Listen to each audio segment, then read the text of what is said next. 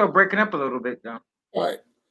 بسم الله الرحمن الرحيم الحمد لله رب العالمين وأفضل الصلاة وأتم التسليم على سيدنا محمد وعلى آله وصحبه أجمعين اللهم علمنا ما ينفعنا وانفعنا بما علمتنا وزدنا علما اللهم لا سهل إلا ما جعلته سهلا وأنت تجعل الحزن إذا شئت سهلا سبحانك لا علم لنا إلا ما علمتنا إنك أنت العليم الحكيم السلام عليكم ورحمة الله تعالى وبركاته. We welcome y'all all to another edition of the Black Imams Roundtable with our beloved Imams Luqman Ahmad, Imam Faheem Lee, and Imam Naeem Abdullah, inshallah, who should be joining us soon. Inshallah, tonight we wanted to discuss the reflections or thoughts of the Imams on this presidential election, which is, going on today, and with the President-elect Joe Biden and the thoughts of the Imams about this whole matter and some other matters related to it in terms of the situation of African Americans in this country, African American Muslims in this country, and others, and how all of this we should approach it and think, inshallah. And we'll start the discussion with some opening thoughts with Imam Faheem Lee, inshallah, as he was the first one to join. Go ahead, Sayyidi Imam. Barakallahu bikum. Assalamu alaikum warahmatullah. Bismillah wa salatu wa salamu ala ashrafu anbiya wa mursaleen. Sayyidina wa habibina al-Mustafa Muhammad ibn Abdullah sallallahu alayhi wa ala alihi wa sahbihi wa sallam. Wa man tabi'ahum bi ihsani ila yawm ad-din. I'd like to welcome you all to our weekly rendition of this Black Imams Roundtable. And I would thank you all for tuning in and spending your time with us. We appreciate it. We ask Allah subhanahu wa ta'ala to accept our efforts and give us a beneficial talk, inshallah. I don't know where to start. First of all, this thing I got, man, is messing up. Hold on. I guess this is typical of a Black Imam. Something's always going wrong. Hold on. This phone holder. Okay.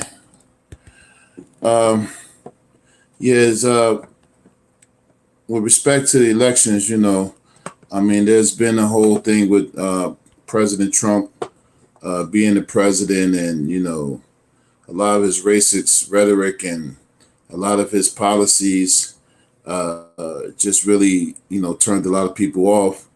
But at the same time, a lot of people voted for him, a lot of people supported him, and there is some speculations about voter fraud in this election. Many people are really in an uproar about Trump not getting elected, and a lot of people are elated that Biden is elected. But what we want to talk about basically is how does this benefit us as as Black people in general and Black Muslims in particular, And politics is something that I'm not really a fan of, but I do think it is important, especially if we have a voting block. We have a power base in which we can make our demands heard. I think that's the only way. Assalamu alaikum, Imam Naeem. Wa alaikum salam rahmatullah. Alhamdulillah. Assalamu alaikum, Imam Luqman, Imam Amin. I ain't gonna interrupt. Okay.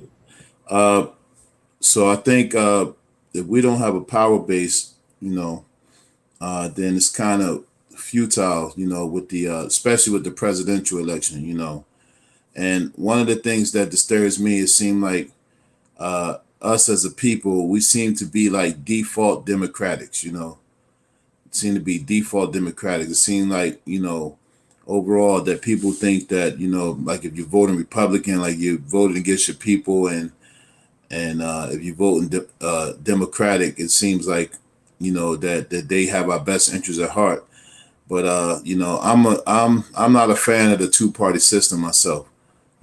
I'm not a fan of Republicans or Democrats, or they say what they call them Republicans and Democrats. Republicans and Democrats. Jesse Ventura, who I actually voted for. Jesse the Body Ventura, the old wrestler for some of you younger people. That's he wrote a book and he called it that. So, I mean, the two-party system has probably been our biggest enemy, and we need to find the ways to really build and utilize our power, as people, because I don't, unless it's local or something, I don't think politics is really going to do it. I don't think that's where we should concentrate at. But nevertheless, perhaps we will have some different change. It won't be like the rhetoric that Trump was espousing, but it's still like two sides of the same coin, That's my intro. I got a lot of conspiratorial stuff, but I want to see how the mood goes, inshallah. So that's my opening statements. Imam Luqman, inshallah, could you start out with your opening thoughts about this, inshallah, subject?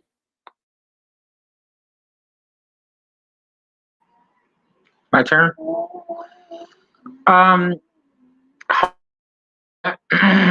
Wassalatu wassalam ala Rasulillah sallallahu alayhi wa sallam.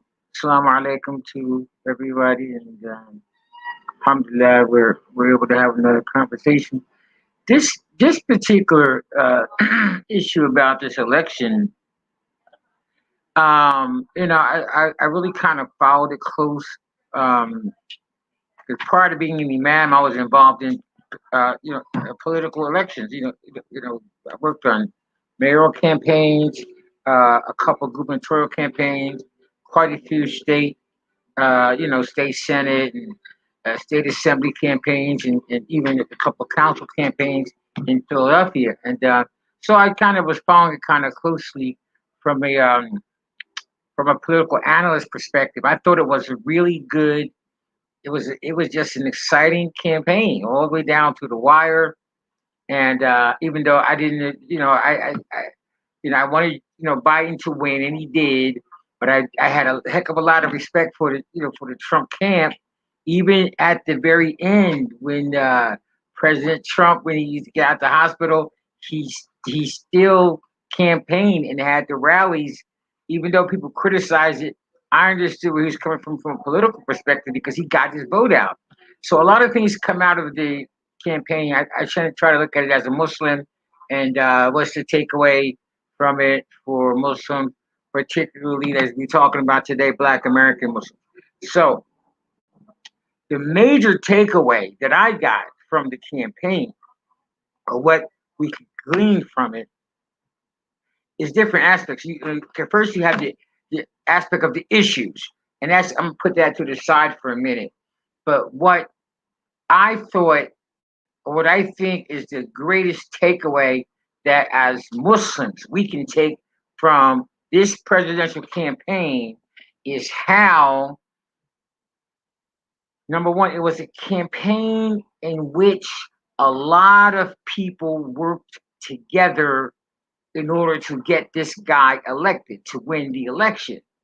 I mean, I'm talking about thousands of people, and all centered around one individual. Call him the Imam of the country. Okay, I'm just saying for the sake of argument. And so, just the nature of campaigning in America is admirable. I mean, politics can be corrupt. There's a lot of issues with politics, but the idea of you have different people working together towards one goal in different states, down to the precinct, and you have your surrogates, you have your you're top of the ticket. You have the lower. You have other races going on. You have congressional races with the Democrats that actually lost a couple of seats. You have the Senate race that's still going to have runoff in Georgia, and the Democrats may even win the majority in the Senate. So, and you have people on the ground like Georgia never expected to go blue, but you have Stacey. I think Stacey Abrams, one individual. She ran for Senate. She lost, but she galvanized so many people and got so many people to register to vote, and like she really single-handedly created excitement in Georgia. I thought that was interesting. I thought that the way that the Pennsylvania Secretary of State and the people who were counting the ballots, just that they showed how methodical they were, how prepared they were for COVID, and then this strategy, like it was two good strategies.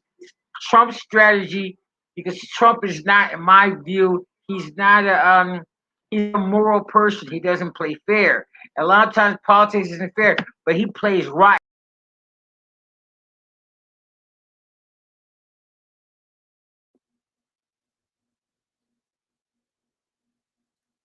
Imam Naeem, I guess you have to kick in because once he starts talking about Trump, we know what's happening. Boop, he's finished, so watch your tongue. Abdullah, assalamu alaikum. Right. Alhamdulillahi Rabbil Alameen wa afdalu salatu wa tamu taslim ala Sayyidina Muhammadin wa ala alihi wa sahbihi ajma'een. ورضي الله تعالى عن السادة التابعين وعلماء العاملين وأئمة الأربعة المجتهدين ومقلديهم إلى يوم الدين أما بعد. And back to Imam Luqman. Alhamdulillah. Go ahead, continue, Imam Luqman. Hello? I can continue. Yeah, go ahead. Yeah, my back. Yeah, go ahead. Okay, y'all can hear me? Okay. Yeah, just watch your mouth. You start talking about Trump, they're going to throw you out of here. No, I just thought from just as a political observer, it was a very fine, fine-tuned campaign on both sides. And so for me as a Muslim, as an Imam, what I would like us to see as a people is how you can move ahead on certain things in a campaign, how we need to really diversify our our workforce, our official workforce within our communities. Like they just told me that, hey, you know what?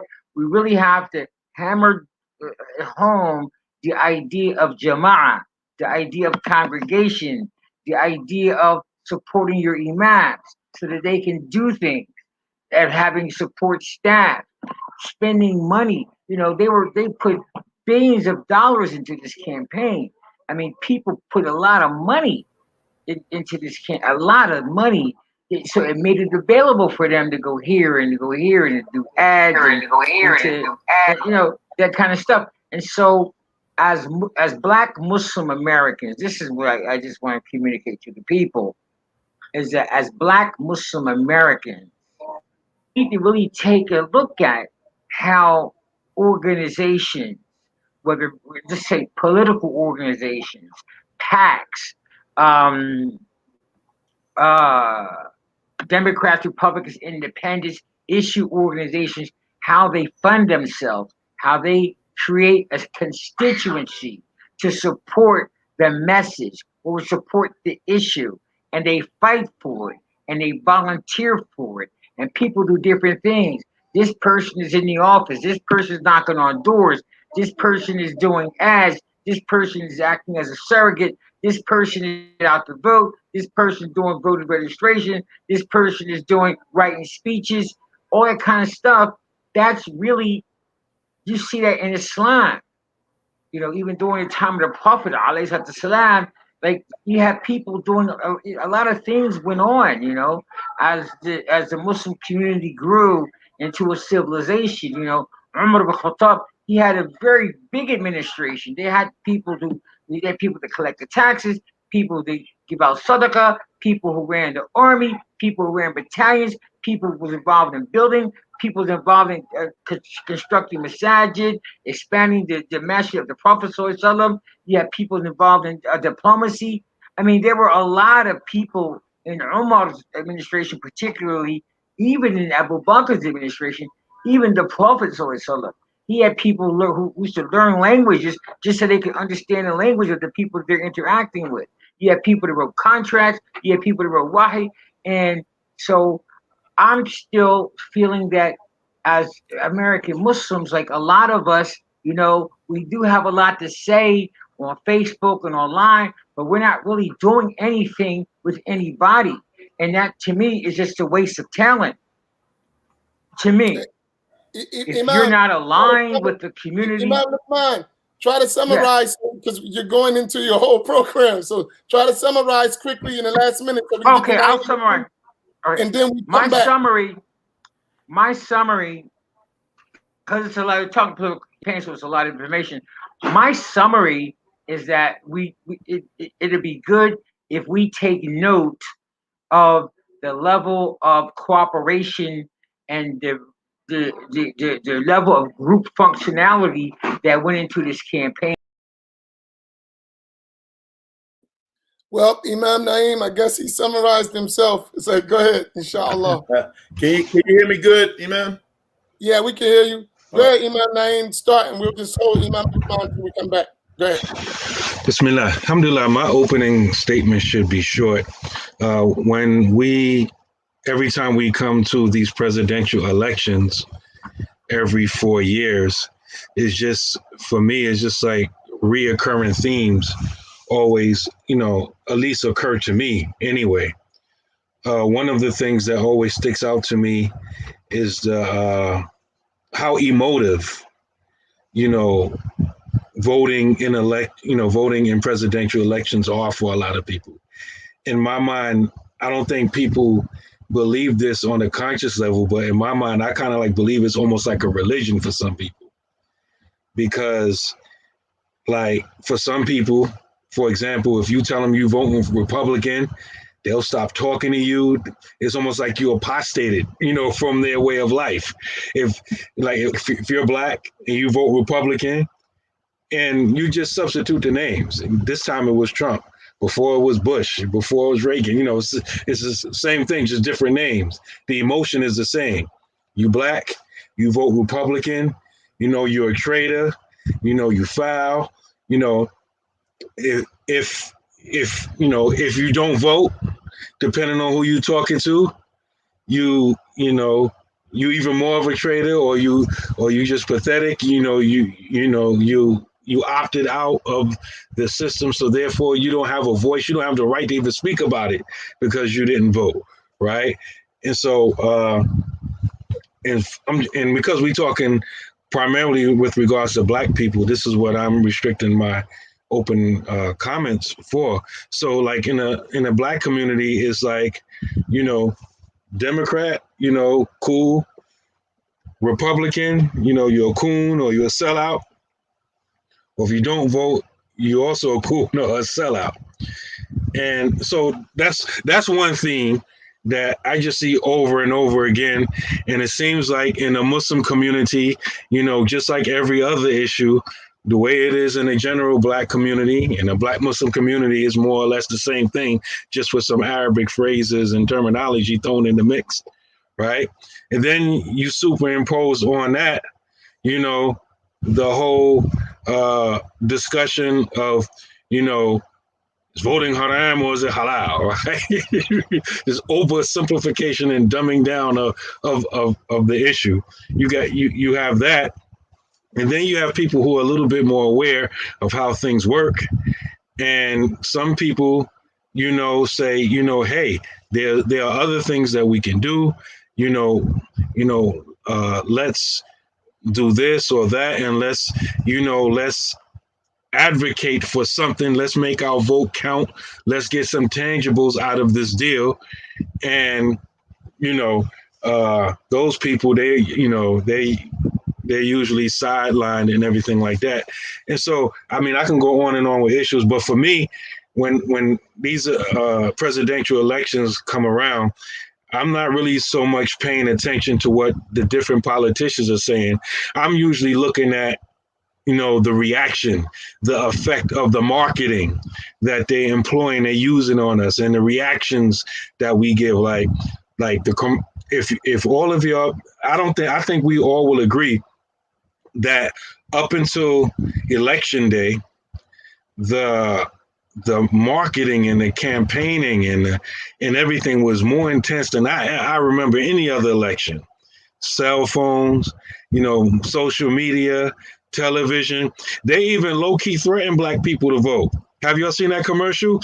You know, and your neighbor may not know who you voted for, but they know if you voted or not. So go out and vote.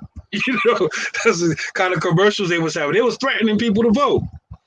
And so even the marketing was extremely aggressive this year. So I noticed those type of things more or less than what the different candidates are saying, because most time, at least with regards to our people, we don't get nothing out of the deal anyway. Our situation's the same, right? So I'm not really concerned, or I don't really pay too much attention to that. I'm always just amazed by our reaction, and our almost like just our reaction to the things that are thrown at us. So that's all I have to say.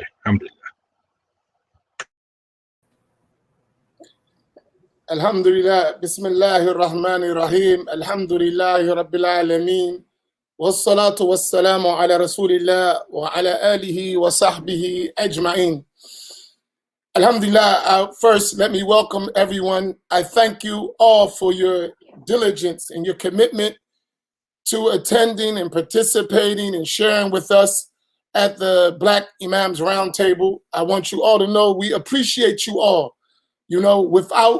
Without your participation, I don't think we would be able to get across the many things that we want to share with our community, with our brothers and sisters in Islam, and our brothers and sisters in humanity. We are not just always talking to Muslims, even though we are imams, but I think one of the mistakes we make as Muslims in general and as imams in specifics is that, especially black imams, is that we forget where we come from in the society. I mean, most of the black imams, they don't fit in the typical American societal makeup.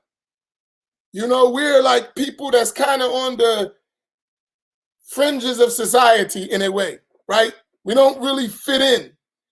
But we serve a group of people who don't fit in either, in terms of our Muslim congregation and most of us, our black community.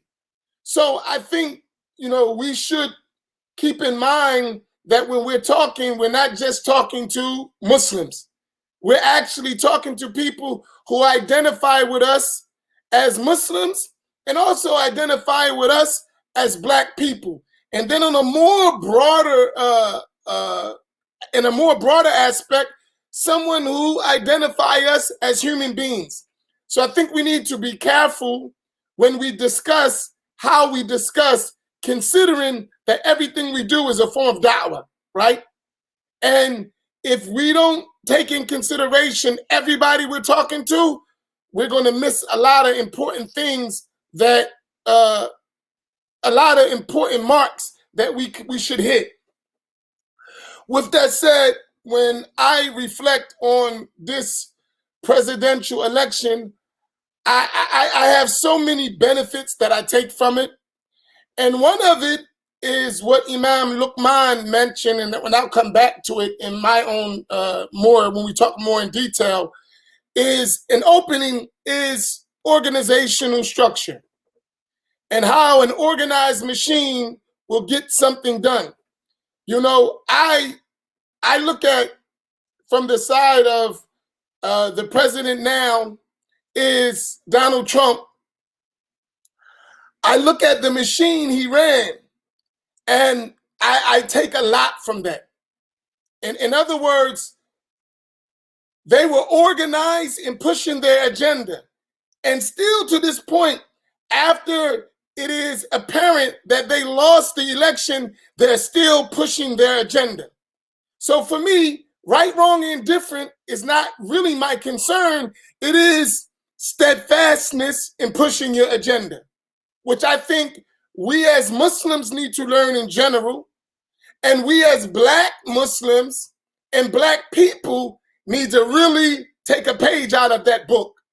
What is your agenda and how diligent are you in pushing that agenda? That's one aspect. When I look at Joe Biden, I look at the Democratic Party in a term of what they deemed as evil, what they deemed as immoral or corrupt for their reasons. They organized themselves around the country. They worked across cultural lines, ethnicity, and they got together and they put out an effort that was unmatched in the history of the United States. That's something to think about, that they got over 74 million people to vote. That is difficult. That's not easy. And, you know, and then at the same thing, it was countered with 70 million people. You're talking about over 140 million people to vote in an election. That means whoever was pushing an agenda was organized, because you can't just go out and say vote. You got to do a lot of things. I know my own phone, it seemed like I was getting 50 text messages every hour. That's what it felt like, right? Text messaging, phone calls, you know, mail-ins, everything. They was out working. So that effort produced a certain result. And I look at us, I'm saying, what kind of effort as Muslims are we making? That's in general. As Black Muslims, what kind of effort are we making to push our agenda? And more deep than that, and I'm going to summarize because I can get long-winded too in this issue, because I have I'm passionate about pushing your agenda. Really, to me, I think that's our biggest problem. And the reason why I think one of the main reasons why we don't push an agenda, because we don't have an agenda. That's a problem, right? We don't have an agenda to push. And so I think if we're going to talk about the political, the presidential election, we should learn something that we could take and extract for ourselves to move forward. So when we're talking about voting, right, it's not just casting your ballot, but it's also learning how to use your vote or your strength to push your agenda. So to me, I think that was one of the most significant things that I gathered from the presidential election. What needs to be done to push your agenda, even when you look like you failed or didn't succeed, how to continue to push your agenda. Because people think that the president election is that's it. We're going to be dealing with Trump and Trumpsters for the next 4 years. Count on it, no matter what happens, because they're going to push their agenda. So what is the counter agenda to stop their agenda? And in the process, which I believe we're going to be left out of the whole thing if we don't get our agenda. And that's my opening comments. Go back to Imam Luqman.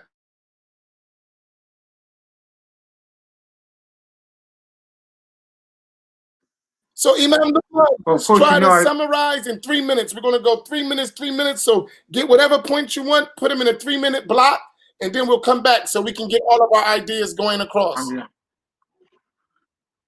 Okay, inshallah. Well, you know, I agree with you, and we talked about that before, and about having the agenda. Now, here's the thing. Politics has its own calculus, meaning that no matter what kind of campaign you are running, whether it's an issue campaign, gubernatorial, mayoral, city council, school board, whatever campaign that you are involved in politics in America, it has its own components, its own calculus, and unless you engage that, you don't have a campaign. That's just the way it is. But that also works for Islam. It also works for Muslims. Islam, we have our own calculus. We have our own processes that we use in order to get from step one to step two. Now, this is my perspective is that a lot of times you tell me us not having an agenda. That's true too, but we are not engaging the process. So it's like you want to bake a cake, and you start by putting the pan in the oven with no mix in it, and then the second step is to pour milk on the pan, and the second step is to alhamdulillah. You get what I'm saying? So for Black American Muslims, okay, and it's not nothing to happen overnight. We have to start engaging the calculus to understand. Now, one thing about agenda, agendas always have a source. They always have somebody at the head of the agenda. Like as far as the Democratic agenda, there are people that we can focus on this issue. For example, the far left, Bernie Sanders, maybe you can look at issues of police defunding. Well, who in the party leadership is calling for that? Is that part of our national agenda? Is the president running on that? Who just, Kamala Harris, what is her views on XYZ? Has she evolved? Is she coming in line to a more left of center view, which she has? What about people like AOC or that Ilhan Umar, that group, So for us, I must end this here because we're going to come back to it. For us as Black American Muslims in America, and this is my perspective as a Muslim, as an Imam, and as a political analyst, we have no head or tail to most of our issues. Somebody will come online and say, hey, we need to boycott France. Okay. All right. Who said that? Who was the one at the top of the hill that says that? Where is that coming from? We jump on issues that are hand delivered to us like it just slided on our plate and we eat it. We don't say, excuse me, who's the one who made this issue?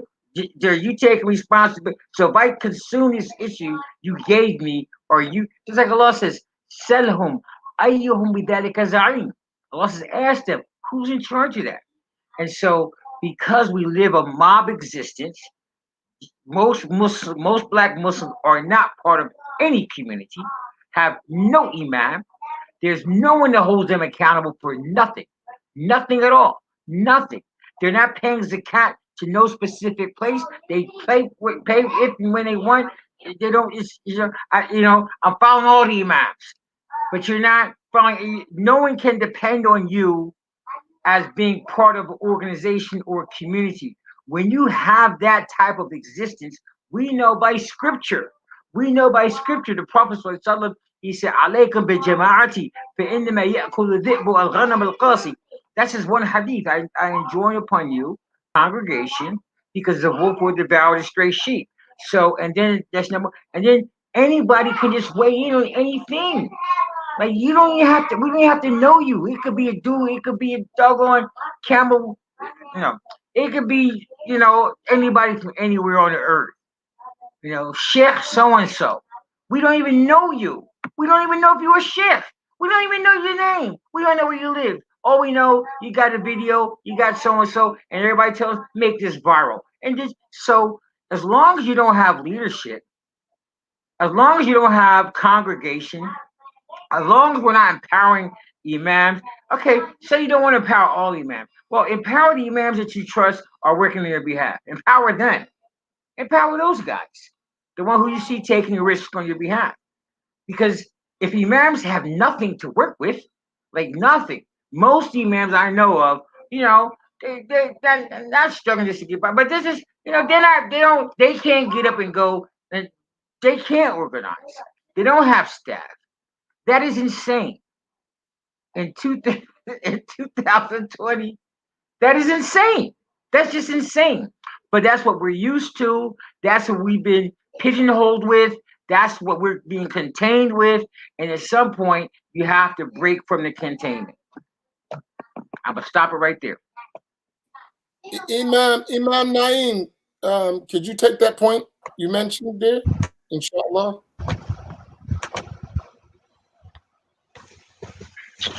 One of our brothers, he commented, he said, for 6 decades, I have watched us vote for every race to get benefits except African Americans, not people of color. African Americans, we are asking for free help while every other group is putting money together to lobby. When a group puts up money to support a particular person or party, they have power to demand XYZ for their contributions. It's funny because before I was going to mention something that kind of really relates to that. One thing that I've learned from these elections is, like, especially as it relates to Black people. Number one, it's a lot of marketing. They know how to come at you. They don't just have a blanket way of trying to get you to vote. When they come to Black people, they come with identity politics, or they like Black people, or they're Black, or she's Indian, or she's part Black, like Kamala Harris. And we get lost in that whole argument, whether she's Black or not, right? They don't come at us with an issue or an agenda. Or they come, she wears Converse, or she wears Timbs. This is how they come at us. Or she uses hot sauce on her food. Like, it's actually insulting, but this is how they market, their candidates to us.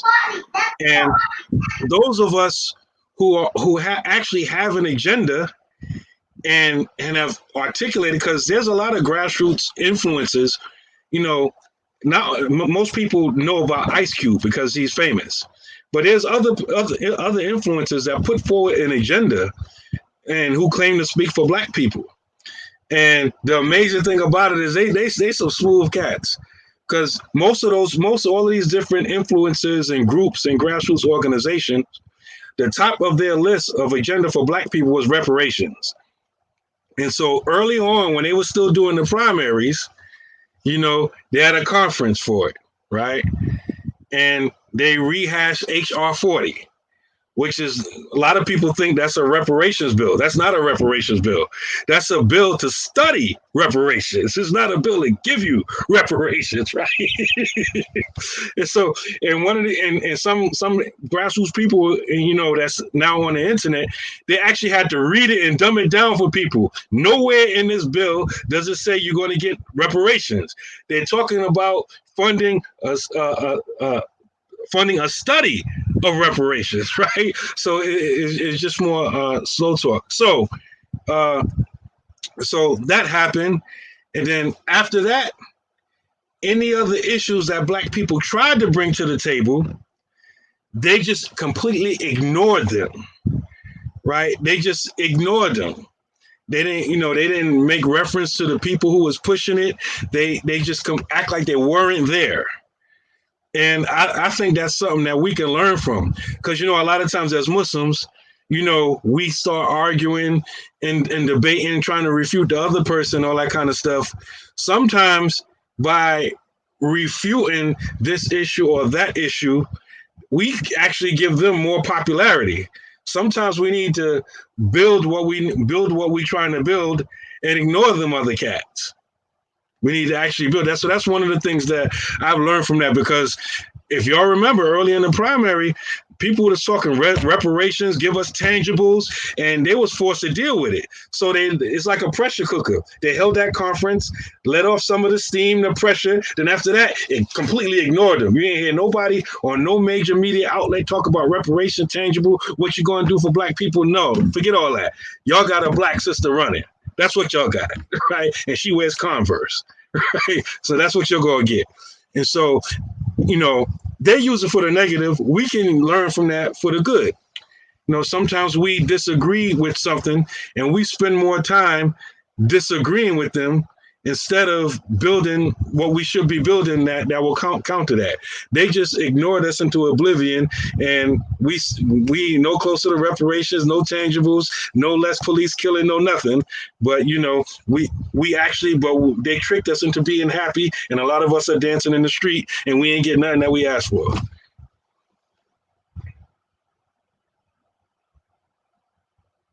Imam, yeah, you up? Yeah, Imam, I mean, you mentioned something earlier, and this is really, really, really what we need to do, have an agenda. You know what our problem is? Everybody has these ideas, thoughts, and all that. We don't have one united agenda. And we need to take a page out of the book, out of Yahoo. You know what I mean? The first thing we do is that we trying to play an honest game. We trying to do an honest effort in a crooked game. We think we just vote honestly, and these people have our best interests at heart. Politics is dirty. You got to play dirty. Look at how these Yahoo did. Ever since they wanted to declare Israel as their homeland, they've been doing everything behind the scenes and in the front, putting their money together. They manipulate, they blackmail, they sabotage, they do everything they can, you know what I mean, to make their voice heard. If you look at the Democratic and Republican parties, 60% of their donations come from Jewish billionaires. Some of them putting up $100 million on their own. So they can control them with money. Your power is in your dollar, not in your vote. And with a people that has a $1 trillion net spending power, and we don't use it, we need to be laughed at. You know what I mean? We got to use our money and one agenda, have a black homeland in this country, and we put our money together in a short time and then concede to our demands. They're not hearing us when we vote.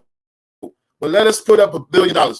You know what? We can be our own ruling class, 1% ruling class. If 1 million black people, whether Muslim or non-Muslim, put up $365 a year, in 4 years' time, that's $1,460,000,000.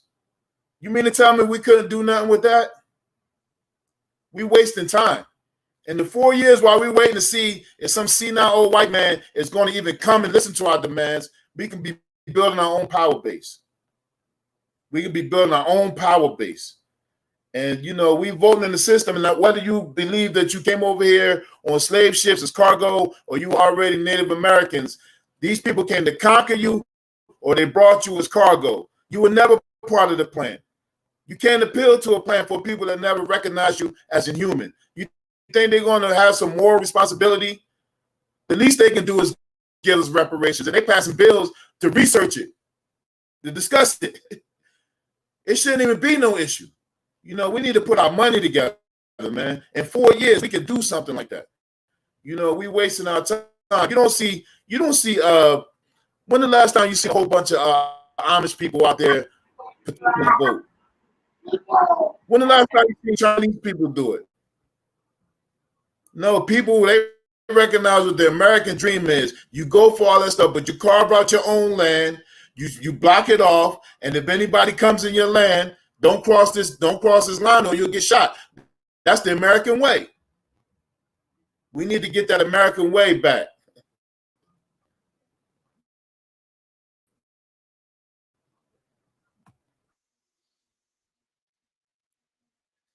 Mashallah, we're going to go into some of the comments because they are so.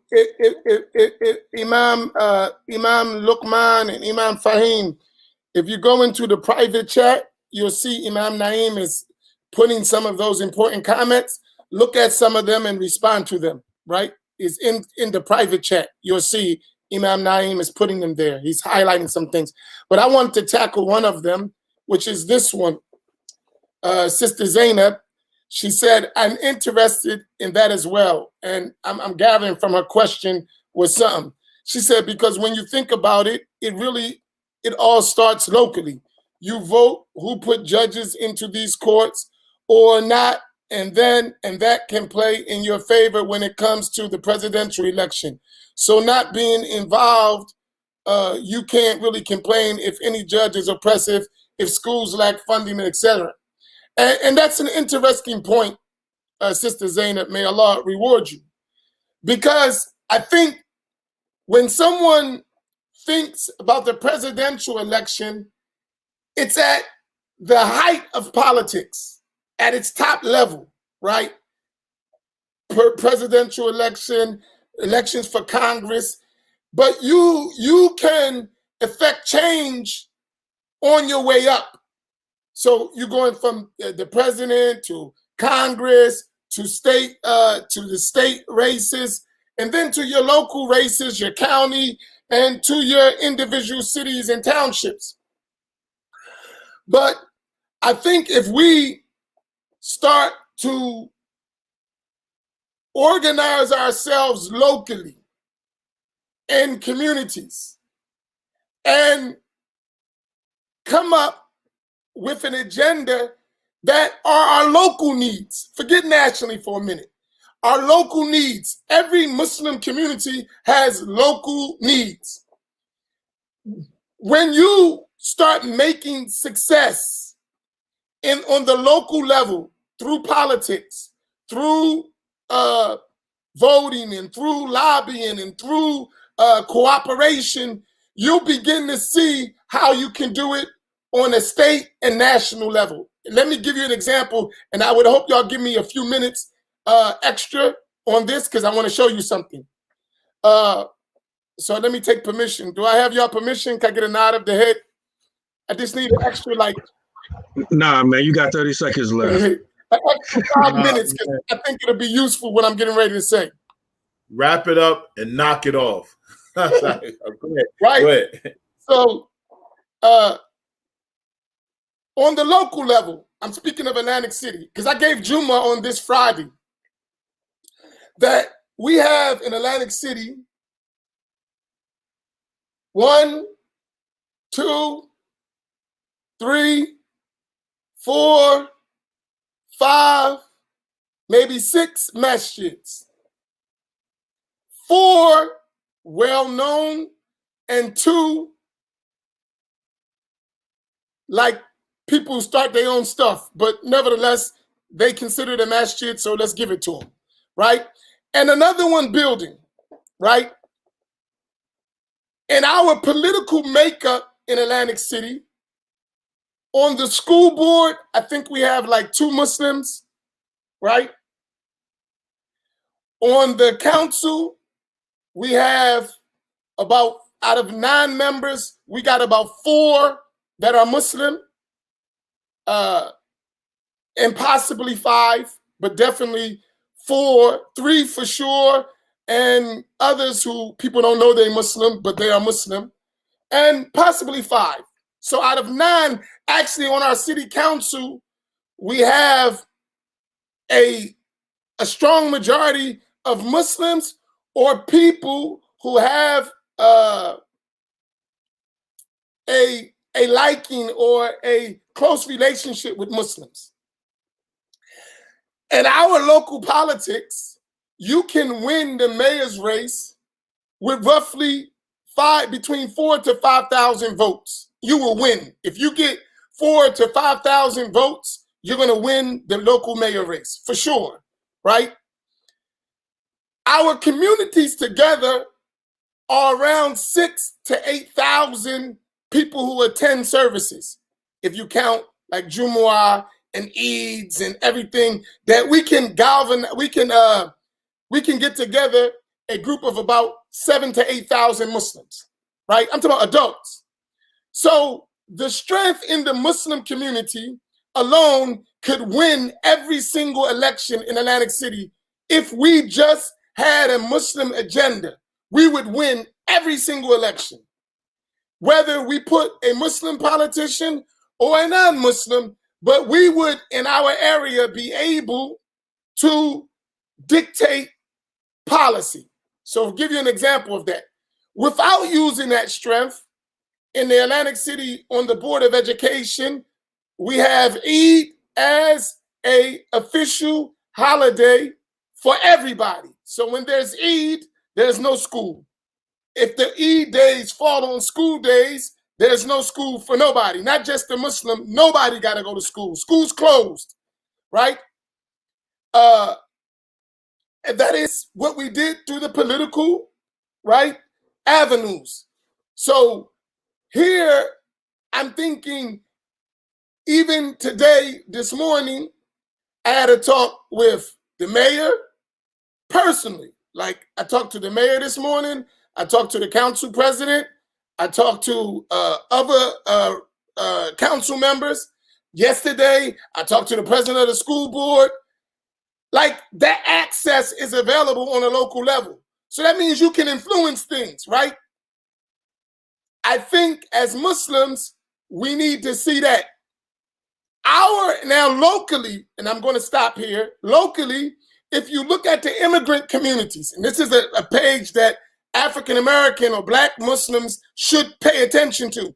If you look at the immigrants in their local communities, because our communities are racially divided in all of our cities mostly. So you have the immigrant masjid, you have the poor Black masjid, it's the same everywhere, you know how it go, right? Those immigrant masjids are all politically active for their own agenda. Think about it. Every one of them, they have some kind of political engine to push their South Asian agenda or, you know, whatever their agenda is for their people. And they just put the Islamic over top of it, but it's really their ethnic agenda. Black people haven't learned, and we're watching people build. I watch the immigrant communities come in our town, build masjids from the ground up. And then we went to that. They're working on that right now. They had senators, they had freeholders, they had state senators, they had local politicians to do what they wanted to do. So they building that. I think we need to learn that on the local level. It's available. And we can get a lot done locally when we use our strength, because locally you don't have all the red tape. And then you can learn to climb up the ladder. Lastly, in closing in this, we have a Muslim here. Some like him, some don't like him. That's not my point. He is by far one of the most powerful, influential people in politics on the local, and he's moved on the county, and he's moving it up to the state level, even going up to the national level.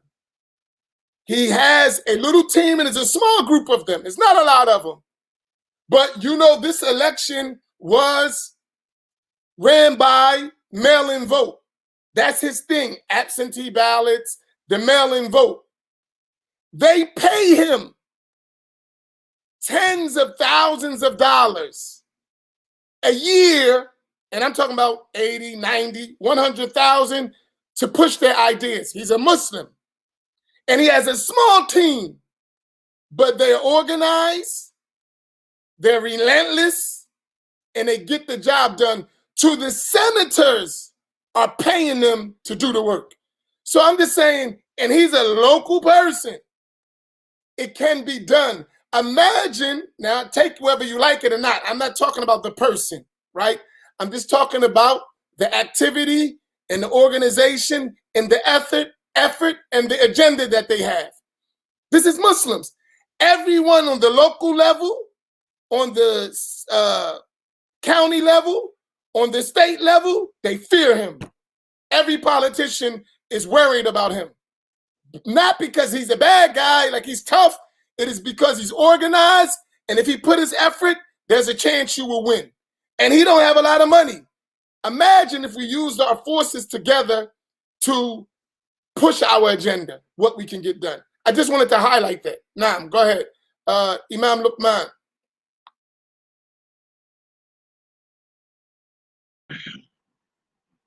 Well, you're preaching to the choir a little bit, but no, exactly. But here's the thing. Especially when it comes to politics, Islamic politics, and you know that for a fact.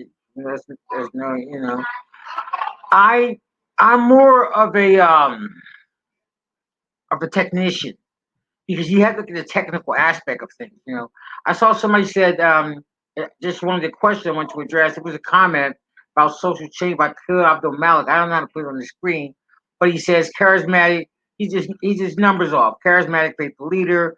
2, organizational planning based on Black Muslim agenda. 3, group cohesiveness. 4, domain of interest. 5, the right time to execute your agenda. And he said, read the Muqaddamah by Ibn Khaldun. And the Muqaddamah is a good book. I read that a couple times.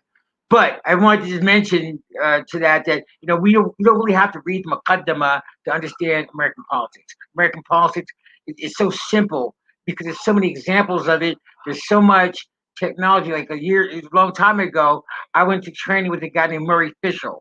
Murray Fischel started the first graduate program in political campaign management in America at Kent State University. He used to run seminars for not just an organization I worked for years ago, and they paid us $100,000 to voter registration, voter persuasion. When Wilson Good made it first time, I was part of a team. Our job was to persuade that swing vote in the Northeast his way, because he needed 17% of that, and so we needed to win 17% of that. And we looked at how much he would get, and he did that. Now, for Muslim Americans, like, we really have it made. Like, we don't really have any really pressing need that politically, politicians can deliver for us. Maybe jobs, maybe some, fixing up the neighborhoods. There's some things available from Masjid to build the infrastructure. There's grants available for, like, for example, summer camps. Homeland Security has a grant that's available for you to run a summer camp, as long as you talk partially about citizenship in that. It ain't got to be all about that. People like Mass Muslim American Society, who has 35 communities across the country, they're basically immigrants. They run those camps. When you see them running a camp, summer camp, then it's likely that the camp is funded by Homeland Security, because they have grants available, right? And they have constituents. So when they have run a camp, well, for each Masjid, Muslim American Society is one in Northeast Philadelphia. And I'm not knocking this. I mean, they're doing the right thing. They're but that Masjid, you got members, man. You're not just sitting there running your mouth. If you're in there running your mouth, you're paying money every month. They pay their imam, I think, about $75,000 a year. You got imams making upwards of $80,000, $100,000, $125,000 a year. That is the going price right now for an imam of an immigrant community. Is starting at 60 is the very bare minimum. Bare minimum. It's close to 80. We have Imam out here locally, and he's my friend. Good people. I'm not knocking him. Make over $100,000 a year, man. Seriously, and that's a lot. And so you can have a team. So our problem, no matter how we slice it, because our problem is not so much the politics. We have a freedom to do what the hell we want. Our problem is in things like generational continuity, our children being Muslim, marriages, people, unmarried people, single women with children. Some of that stuff is already being dealt with by our, social system in America. But the foster care, when child are taken out of their home because mother messed, mother, whatever, domestic violence. Okay, now CPA got your family, you got your kids, all kind of stuff. That's our problem. That stuff can be remedied, at least in part, by having congregation. That's why I keep going back to, if you don't have congregation, the Prophet ﷺ, in the hadith of Mu'adh, in the hadith of Hudayfa ibn al-Yaman, when he talked about the last days, they talked about this time, they talked about right now. And he said, Ya Rasulullah, what should I do if I'm living during this time of turmoil where people are attacking the Muslims, they consuming people are like suds on the ocean, no wherewithal, just blah, blah, blah. What should I do, Ya Rasulullah? The Prophet said, find yourself a just imam. He ain't saying no perfect man, justice, a just imam, and people, and get with them. He said, either do that or just go off by yourself and just hang on. If you have to bite onto a bark of a tree. That is what the Prophet said. And in Islamic history, it's about the immigrants. Yeah, they have congregations, man. You go in there, yeah, whatever. They ain't even paying no attention to you because they don't see your name in the money kitty, whether it's $5 a month, $50 a month, $1,000 a year, whatever. Man, you go to any of these multi-million-dollar messages. Yeah, you have major benefactors. That is true, but the people they have all kind of shorter. They have the political people. Like I said months ago, we don't even have a political wing. We don't even have a bird to have one. You know, most communities have a political wing. Not everybody. Our thing is we operate as a mob.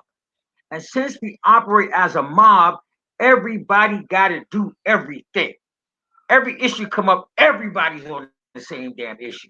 Next issue come up, everybody weighing in. Everybody, somebody insults a Muslim, everybody got to get in. No, the Muslim community needs to look like this. In my view, Allahu Alam. I'm just going to end with this.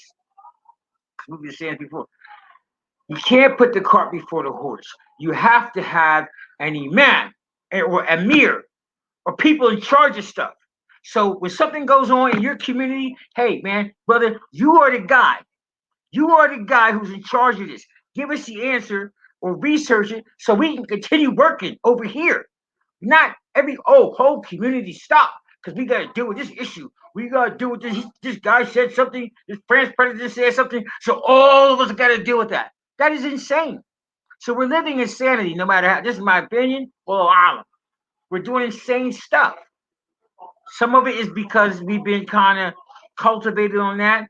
Some of it is because of foreign influences. We're getting away from that now, but you still have that though, heavy. Some of that is different sub ideologies that come in and people take instead of just learning a little bit about this, they make it their whole thing. You want everybody to do that, everybody to study that. Everybody, no, you can't keep doing that. That is just insane. And in the meantime, for Black Americans, Muslim communities in particular, our civilization is headed towards extinction. That's the point I think a lot of us are missing. The numbers, the numbers of converts are down.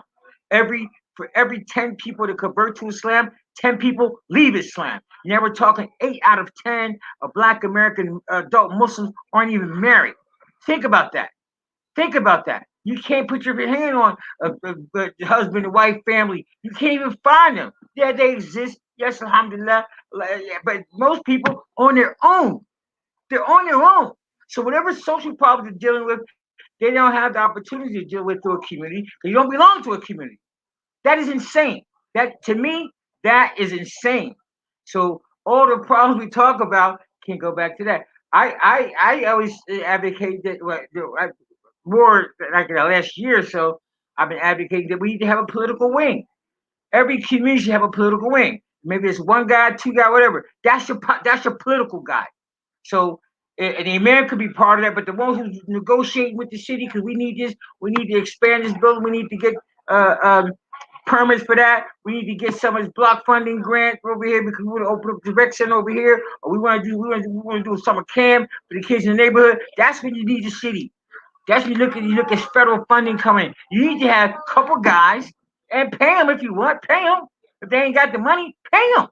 Pay them. Pay them. Pay people. You put money in, the average Joe Muslim, okay, listen, I'm giving my $10 a month to the Masjid. I'm giving my 20, whatever, to the man, whatever community you belong to. Pay money, man. If you don't have it, mashallah, ask for sadaqah. No problem. But you can't have too many people, Muslims, we got too much, man. It's just crazy. Everybody knows that. So when it comes to Black American Muslims, everybody knows. It is a well-known in American politics. Black American Muslims, you ain't gotta really do crap. All you gotta do, send them salams, send them some dates, maybe name a street after them. That's all you got. That's the most you gotta do. That's it. They ain't gonna ask for nothing. If they do ask for something, they're gonna some us argue about it, brother. You know, mashallah. It's just they're gonna fight about elections. They're gonna fight about voting. They're gonna fight about this. They're gonna fight about the beard. They're gonna fight about where you wear a suit to the meeting. They know that. They know that. So they know we don't have to invest nothing in Black American Muslims. Don't give them nothing. And as far as the immigrant community, I'm talking about from a political perspective. As far as the immigrant community, I'm not saying most of them, but the general sentiment is, and I'm telling you, listen, listen, I know what I'm talking about. The general sentiment is, listen, just let these Black people go ahead and filter out because they're really irrelevant. We have second, third, fourth generations now. So I'm just going to so we can switch I'm, up. I'm gonna wrap it up, but I knew me taking some extra time would cause you to go an extra 20 minutes. that's right. No, but here's the thing: is we have to understand politics. If you open up politics, and you got to understand the reality of life in this world as a Muslim. This is not a game. This is not who got the most likes and we on Facebook, but it ain't about that, man. I'm telling you. So to start with that, man, we have to develop the idea, understanding that if you ain't part of a Jama'ah, you ain't paying no money nowhere, man. You really getting in the way. You in the way. You in the way. I'm done. I just wanna. I'm done. I want to hold you up, Imam Luqman, Imam Naeem, Imam Faheem. I am looking forward to the day. I hate to tag you, Sheikh, Sayyidi Doctor, but I have to. Ustad Abdullah is smiling at us and laughing, and I don't know, I'm not saying it's a bad way, but we need to bring him in these conversations. So inshallah, we look for the time to have him on the Black Roundtable. So I just wanted to give salam and let him know that we see you and we love you, mashallah. And we're dying for the day you to come join us because we believe you have a lot of good things to input, and we need your input. You know, we need you, mashallah. Go ahead, Imam Naeem. No, I would just only, underscore what Imam Luqman already mentioned, because we talk about, mobilizing each other. I mean, mobilizing our numbers. And it seems like, no matter what we talk about, we always have to, at least address that elephant in the room. What that means for us is that we all have to come back to the understanding, the realization that we need Jamaat communities. If you talk about affecting local politics, you have to live in a locale. You can't be all spread out. Back in the days, it was understood. It was so understood that you didn't need to verbalize it or vocalize it.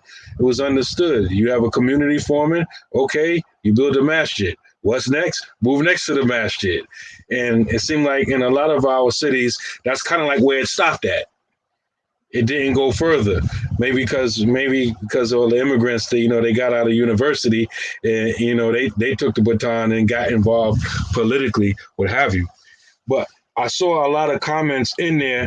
I put in the private chat about, some people discussing, why do all of this and save money and, do all of that, just to give to the disbelievers or just to put in this system when we should be establishing the Khilafah.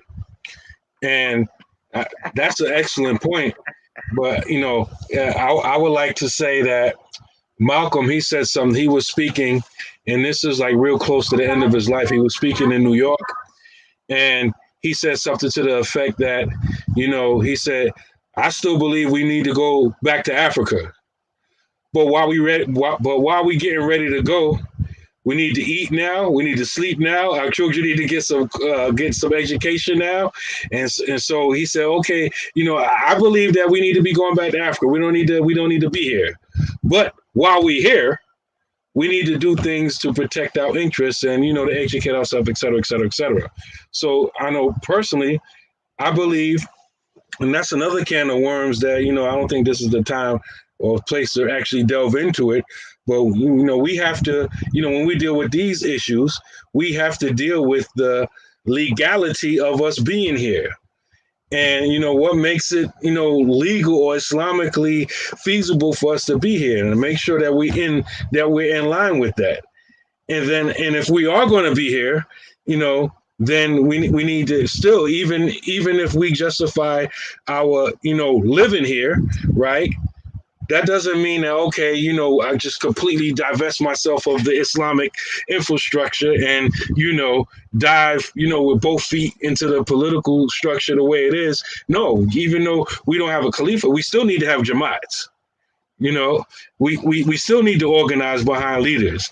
You know, a lot of times we want the big thing, but we don't do the little thing. And this is reflected in how we think about politics.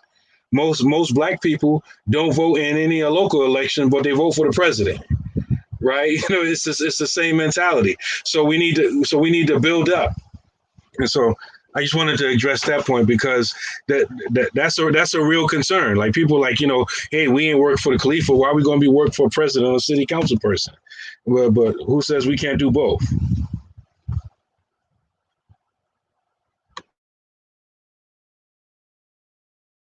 Imam Faheem, Yo, you tapped out, or you still got some left? no, I'm ready.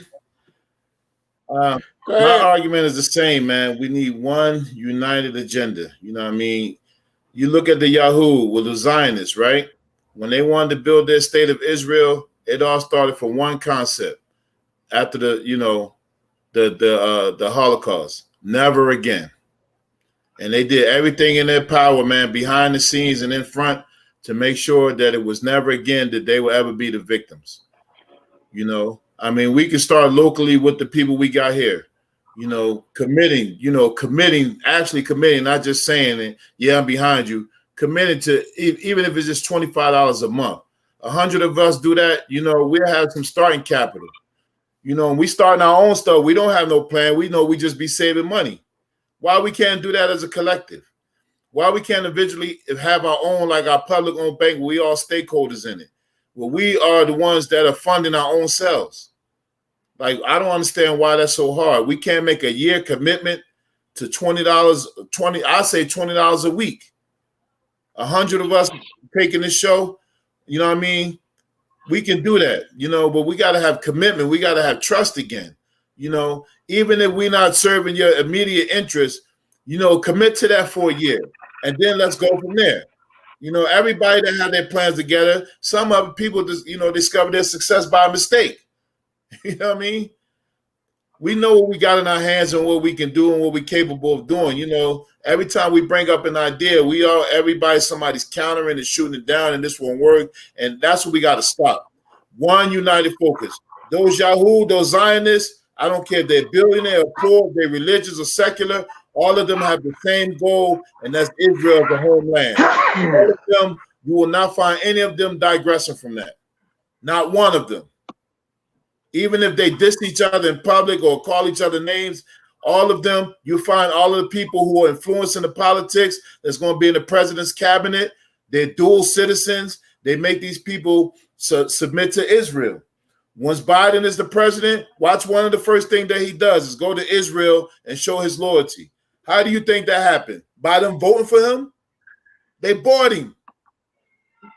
They paid for him. That's how you get a politician to work for you. If you're going to go the political route, you got to pay for them. And they're going to concede to your demands because you have their best interest at heart, which is money. This is America. This ain't about a morality. This is about dough. Morality ain't got nothing to do with it, man, you know? And we got to really start thinking along those terms, you know? We just got to put our money together. We'll come up with the plans. We're the greatest people on earth. And we Muslim. Come on, man. We can come up with a plan. We got plenty of people here. We mentioned a plan a few weeks ago. You know what I mean? Get 100 people to commit. I will personally reach out to 25 of those people every time to find out when they make their pledges. They make their pledges. Are they going to follow up? You know, if they don't follow up, what's the problem? What's the issue? What's going on? Contact me. I will personally do that. I know we can get 3 other people to take care of 25 other people and make sure in a year's time we reach our goal, if not before. Like, really, let's stop playing with it, man. Money, the power is in your dollar. Put the money together, and Allah is going to send us the plan we need. MashaAllah. And I think this is one thing. We have a lot of talented people. And I think we should do this. right? We have a lot of Imam Luqman. Okay, we got you. We have a lot of talented people in the 10. Imam Luqman, you got to put your thing on mute. We have a lot of talented people that attend these roundtables. And Imam Faheem, I agree with you 100%. We have to start trusting one another. One of the biggest problems that we have, and I think we all touch it, is leadership, right? So we get to this point that nobody wants to follow nobody, right? I'm not following you. And everyone has that attitude. And that's why we can't get leadership. I don't think leadership is that we don't have people who can lead or people who are moral and upright. I think we have this concept of individualism that makes us, I don't care who it is, we're not following them. If Malcolm X was alive today, we wouldn't follow him. It wouldn't make a difference. I mean, that's our problem and one of the biggest problems. And the dalil of it, when Malcolm X was alive, Malcolm X died broke. That's reality. Now, we celebrate him after his death and we talk about him, but we didn't support him. So I think what we need to do is begin to start to put our efforts behind some kind of leadership that we're willing to take a chance with, right? So I think in order for us to accomplish something, we have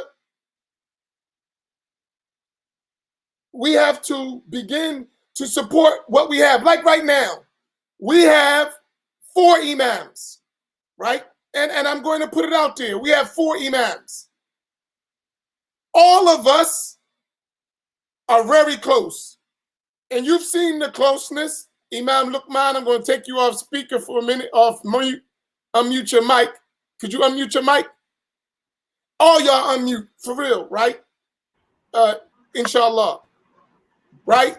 You notice we got a variety of thoughts. I have my way of doing things. Imam Naeem has his way. Imam Faheem has his way. Imam Luqman has his way. And we disagree sometimes in issues. Y'all saw us, go at it. Y'all see us offline, go at it. But yet we still come back together. And we don't always agree how to come back together. We have discussions like, man, that Joker, right? We do. But what we did, and every one of them noticed, we always think about, listen, man, the picture's bigger than ourselves. And we had that conversation. Personally, one of us may feel a certain way, like, but what is better for the whole? What we need to do for the whole? So what I'm saying, I think, and I'm going to say this, that among us, we trust each other. We will support one another. And we have your back. We want to do what's going to be beneficial for all of us. So what I ask of you is that we elect among us a leader among us, just us 4, right? That we're all going to put our efforts behind their leadership together, and we're going to work together as a group to build something that the rest of the people can follow as well. That leadership is not about ego. It's about us being organized and accomplishing something, right?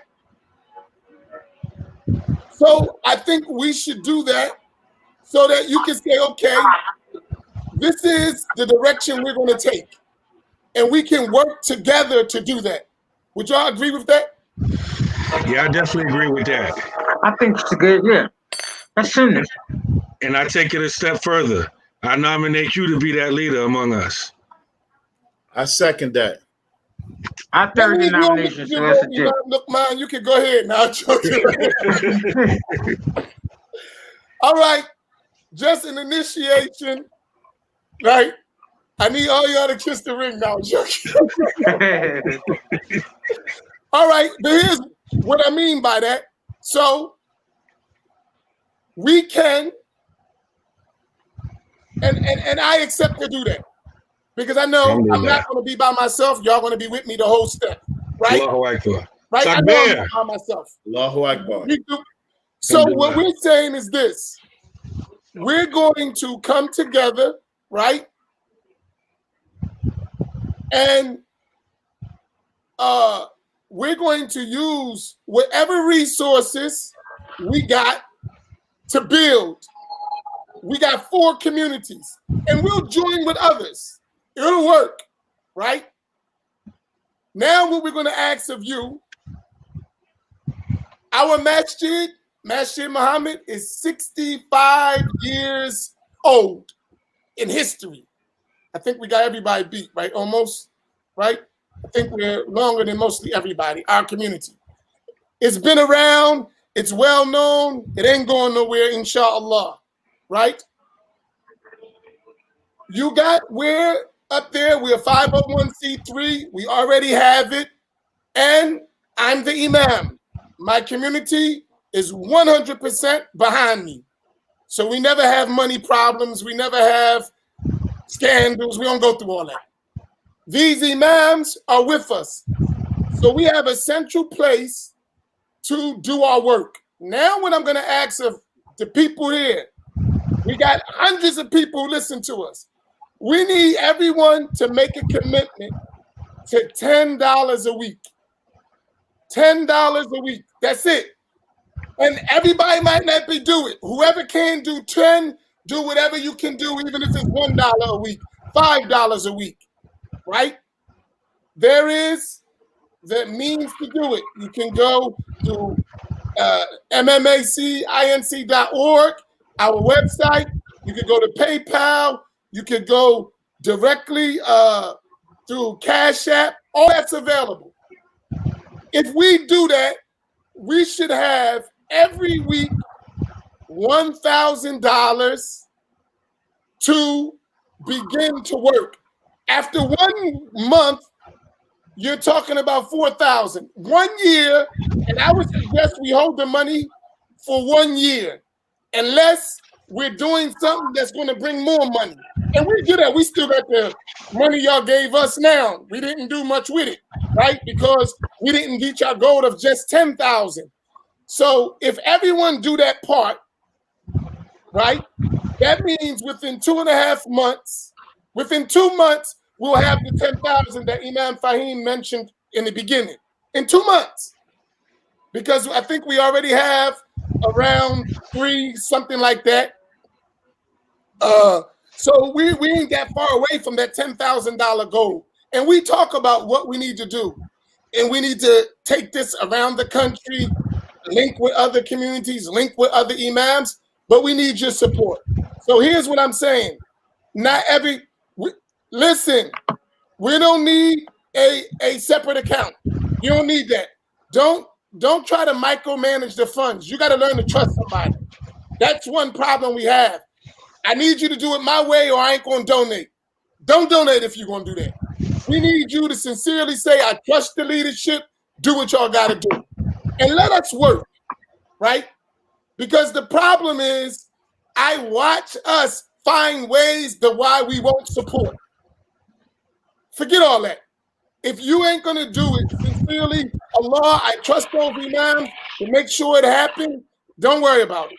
We need to find those people who are sincerely wanting to help.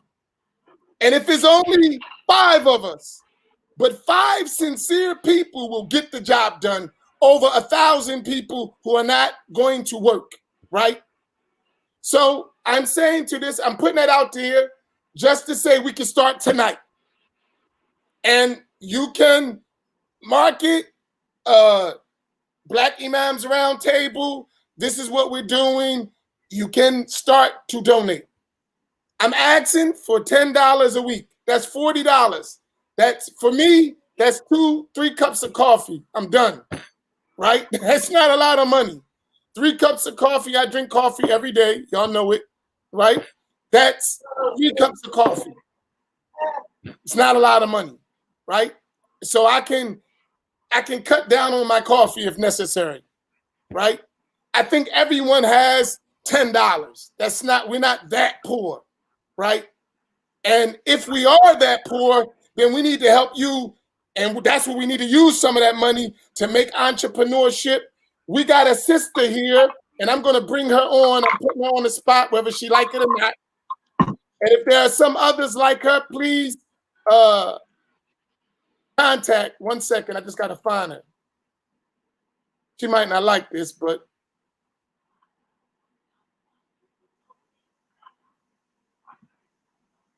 let me say something while you look for that. Sister Bashira Khan, I know her. She's from my city. She comes exactly from my project. She grew up in the same project as me, right?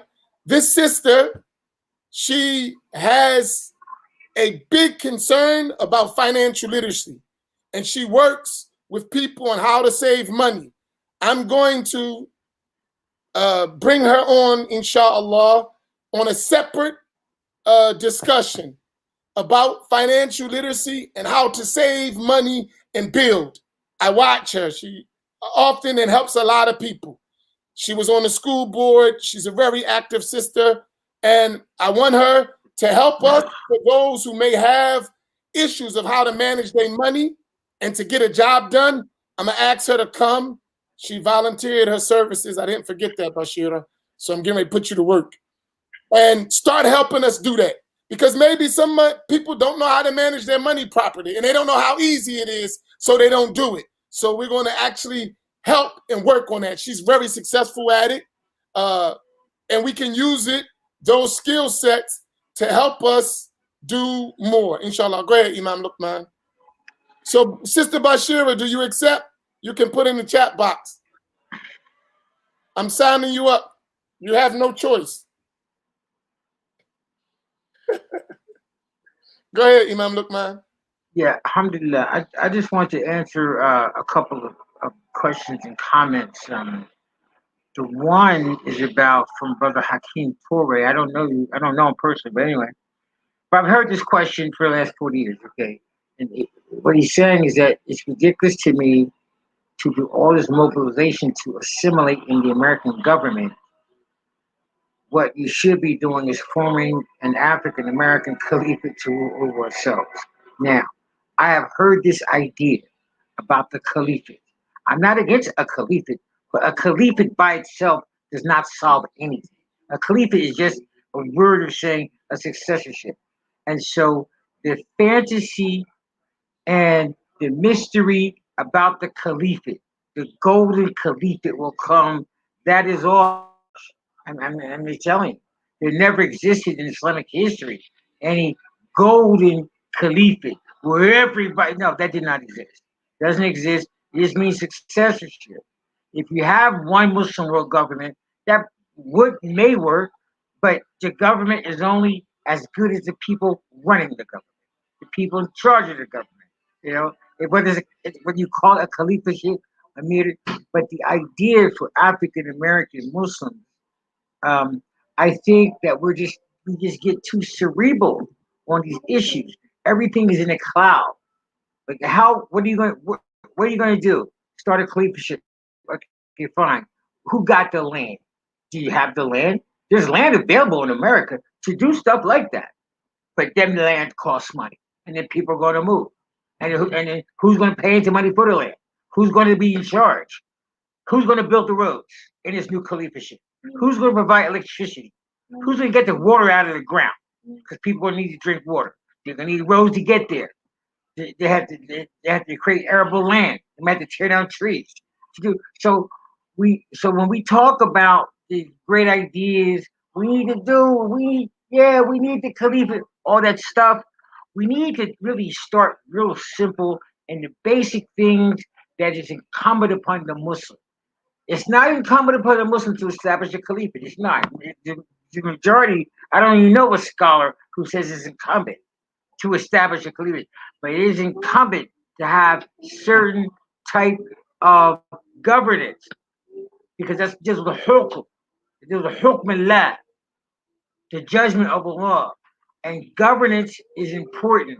Jama'ah is it's incumbent upon Muslims to be in Jama'ah, whether they differ, whether it's Fardu Ayn Kifaya. So I'm just saying that, like it's great to have. I love the conversation. Alhamdulillah. Let me just finish up for a second, bro. I love to have the conversation, and it's great that we're opening up the door. But I just want to give nasiha that we need to think post conversation. And post conversation, no matter how far you go it. Now I personally have been monitoring, involved actively, frontline Islamic work for at least 40 years straight, without stop, without cessation, without ever stopping. Always been involved. Been a man for a long time. That made me better, but I'm saying that after that period of time, I've been able to observe the trends. I've written about the trends, man. And so we have these recurring ideas about caliphship and what we need to do. If you don't have congregation, and you could just mark my words, if you do not establish congregations, without congregations, you really are going to be ineffective as Black American Muslims. We can talk to it blue in the face. Our numbers are going down. Our families are going down. New Masjid startups is going down. Weekend schools is going down. Sunday schools is going down. Our children are not being educated by us. We're losing our kids. You're losing all that stuff is connected to the lack of congregation. And so since last year it's gotten worse. Since 5 years ago it's gotten worse. And so eventually, if I was thinking, as if I was thinking politically of someone who didn't like Muslims, I would just conclude, listen, let these niggas keep talking because they're not going to do the fundamental thing. Just like let the dude keep talking about the race. They don't have no tires on the car. Yeah, but my car's like, we need to get the best car. But you don't have any tires on the car that you have. So when people know that there's no congregation, most Black American Muslim congregation, man, is less than 100 folks, man. Most of them is less of 100 paying people, because they come for Juma, they leave, but they're not going to do nothing. We don't even have lists. We don't even have a list of our members. Most Masjid don't even have a list of the people who attend the Masjid. Doggone, NA meeting do that. You can go to an NA meeting, they got a list of people. You can go to any church. So I'm saying that at some point, because I know a lot of people are new to this conversation. I appreciate that. You're new to the conversation, but we have to learn how to. We're not mapping our history, so people who come to Islamic activity today, they don't know what happened 5 years ago. They have no idea. They don't know. So they're starting fresh. So they're thinking, okay, this idea, let's do the caliphship. That's what we need to do. I'm just saying, man, I've heard this stuff so many times, man. It's just like, it gets tired. I want to ask you, right? Here's the thing, and I want to ask all of y'all, right? Because one of the things, and that's why we was talking about, reorganizing the structure of the Black Imams Roundtable. So what I'm going to ask of y'all, right? Some things is a waste of time at this stage, right? Talking about Khilafah is waste of time right now. If you can't get a small community together, there's no way you're going to establish a Khilafah. Forget about it. It's waste of time.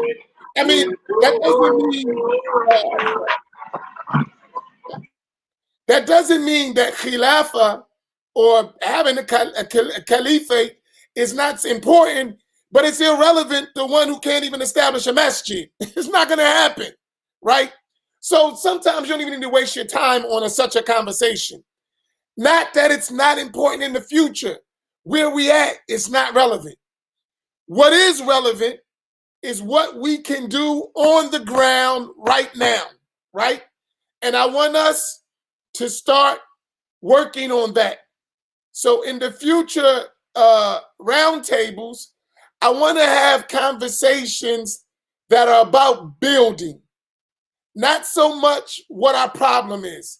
Most of us know our problem, but the real problem is we won't do nothing about our problems. You follow me? Most of us, everyone that's here, came here because they realize we have problems. Every single person that logs on every week to listen to the Black Imams Roundtable, they realize we got problems. They're looking for us to help solve some of those problems. So what I want to start now, since once we establish a collective body of people who have shown their commitment, right, that they're really supporting, they've done that just by the sheer attendance. That's one step. Once they start financially supporting with that, now it's our job to move them forward, right? And I had a discussion, and I think we're going to take the same approach here, and I'm going to not hog up time. But in our masjid, when I first became the imam, man, I fought so many coups, you wouldn't believe it, right? It was a coup from everywhere you could imagine, right? But after 10 years, I used to tell the people, we just gonna keep working.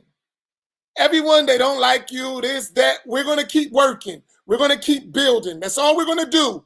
We're not gonna concentrate on who don't like what we're doing, who's against us. We're just gonna keep building. And eventually, the one who works hard is going to succeed. That's it. So let us stop concentrating on talking about our problems. Let us concentrate on solving our problems. So I'm gonna ask that of us, right? Let's start solving problems, right? And slowly but surely. And to solve problems, you got to realize what problems you can solve and which ones are not in your capability at the moment. Work on what we can do. So we're taking one step at a time, and inshallah, beyond, we'll have planning sessions. We'll find like-minded people, like-minded imams, and we start building. Because all of us need to have direction, right? And some people, they just need to be told what to do. And that's not a bad thing. Some people don't know what to do. So somebody got to tell them. That don't mean, you know what I mean? And I think we got to take the responsibility as imams to say, you know what? Let's do what we got to do. So they're showing their support. And we work with what we got and we build. What do y'all think? Imam Faheem, you first.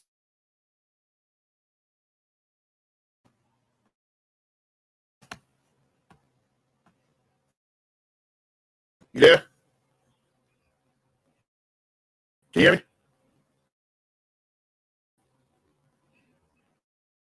Yeah, you want me to say again? You breaking up. Can you hear me now? I'm tired of talking, man. Put the money up. $10 a week. Commit to it. It ain't nothing to rap about, man. We always want to have these discussions. We want to disagree. We're going to argue. We're going to have different points of view. The money is great all the way around the board. Put it up. $10 a week. You know, we get 100 people to do that. We can have what, almost $50,000 in a year. It shouldn't take us that long. $50,000 ain't no money. We can start right here, right now. Like, stop finding excuses. You don't ask other people who getting rich off us generationally where the money's going to. You don't ask them for an agenda. You got people on the front line taking care of you, and you talking about $10. Let's stop it, man. You know, we can all be doing better stuff with our time and with our efforts. We can be chasing the bag too. I know how to catch a bag. I know how to get a bag. We're doing this for y'all, man. Like, help us to help you. Punk ass $10, man. Stop crying about it. Put it up every week until we reach the goal.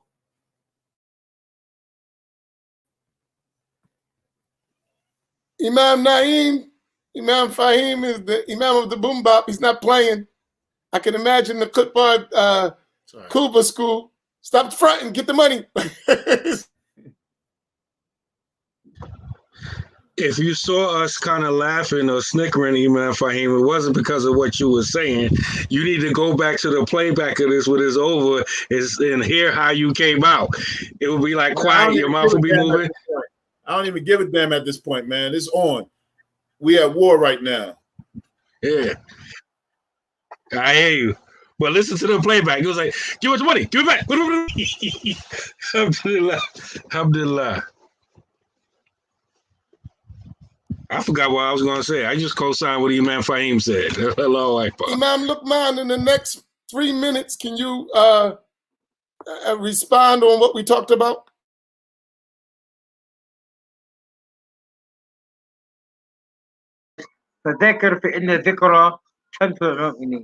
So a lot of it is just reminding over and over and over again.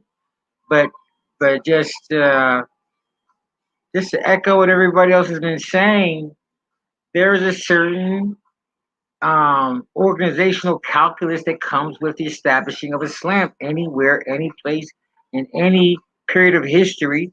Anytime Islam was established beyond one generation of people, there was a certain type of, there's a certain system, a calculus, a procedure, if you have it, that every single civilization in the history of Islam on the planet Earth since the time of the Prophet, alayhi salatu salam, you're talking billions and billions and billions of people where Islam was established as a civilization or sub-civilization. They all follow the same methodology. Everybody. You had imams, you had amirs sometimes, you had congregations that moved on issues collectively. Sometimes they had shura, they had councils involved, sometimes they had leadership fronts, I mean, a collection of leaders. They had roving imams, roving amirs, roving presidents of councils, no matter how you do it. So we will not be able to sustain our civilization, I don't think, as Black American Muslims, if we continue to go for this mob-like existence, you know. And like, Imam said that just entertaining questions, right?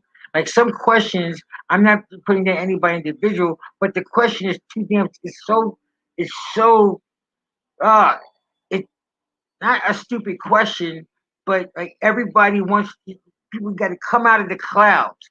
The first way to come out of the cloud is be present and accounted for. Put your money in, put your bay'ah in. After that, I can look at somebody and say, you're out of the clouds. If you ain't putting no money down, sometimes we don't even know your name, where you go to Juma at, man. Come on. I mean, this is almost like vaudeville, man. We don't want it to turn into that.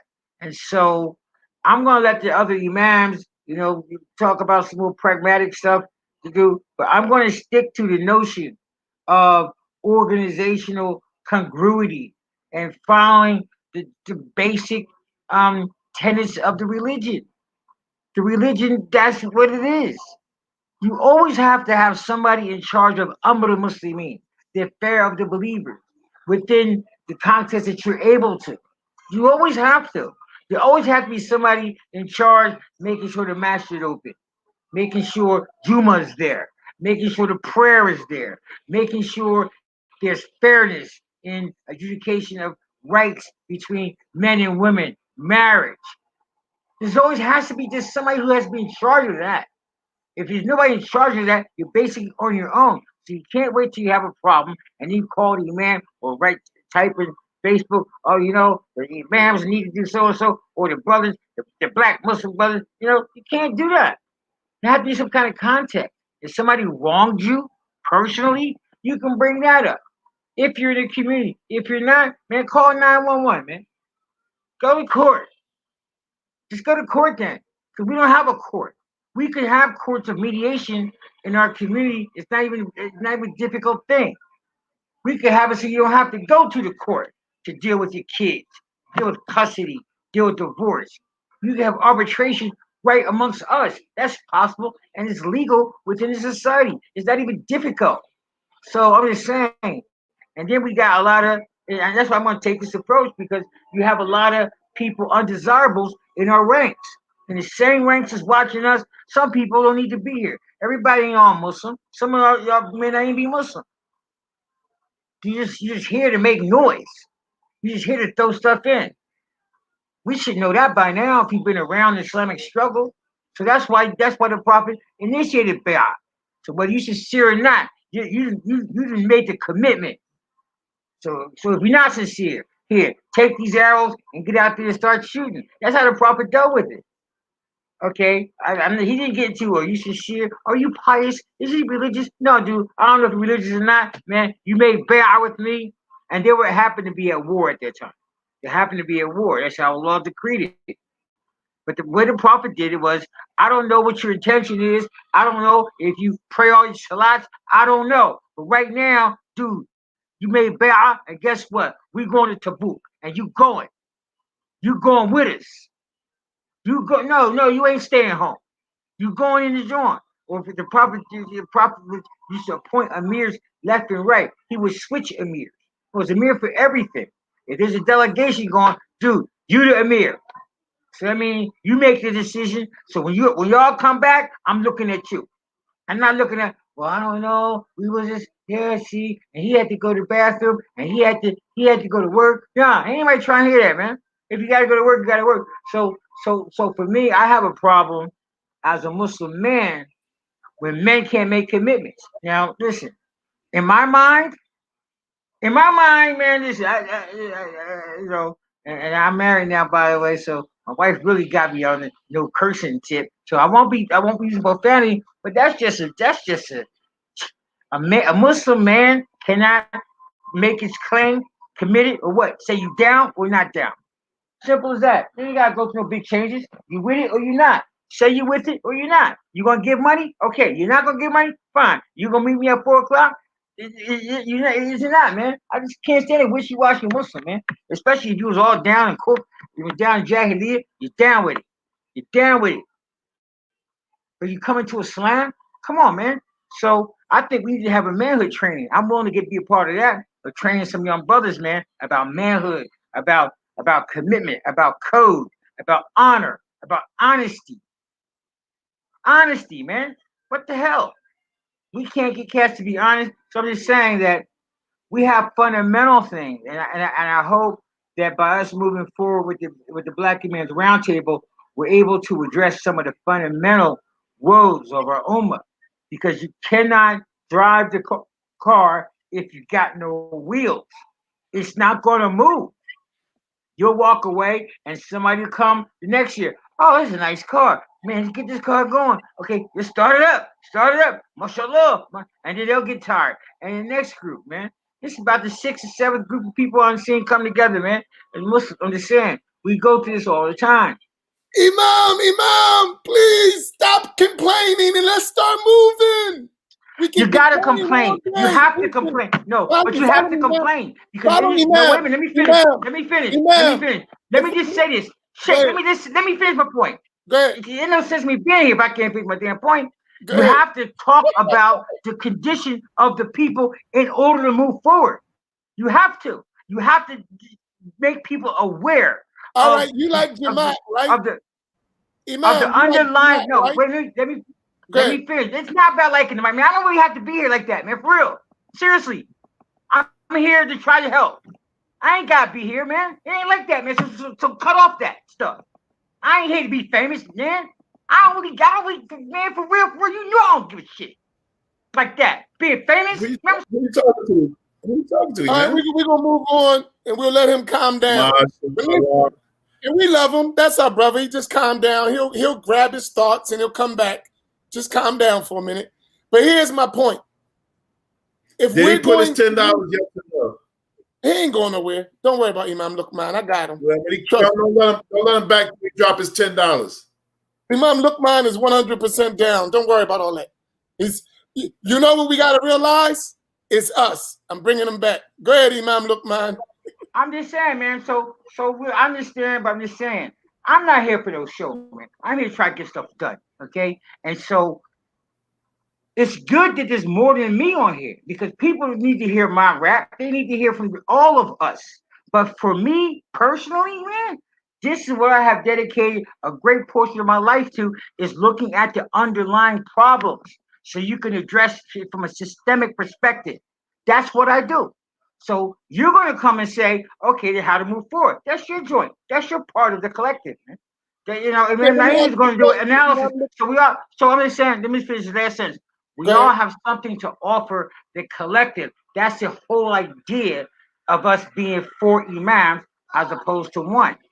My job, my function as an imam, and my writings, which are extensive, is to uncover the foundational stuff. So you can look. Okay, this is the foundation. You gotta look at. You gotta look at the cracks in the wall. You gotta look at where the termites got down, and then you do the build part. And I got your back, bro. All right, good. Check this out, Imam Luqman. You know I love you, and you know I ain't scared of you. I actually, I wish we were the same marriage. I will whoop you, but I can't. Right? Let me stop. Right now, look. Man, here's my point. Look, Imam Luqman, check it out. Right. This is what I'm saying, though. You're right, but we can't do everything. Right.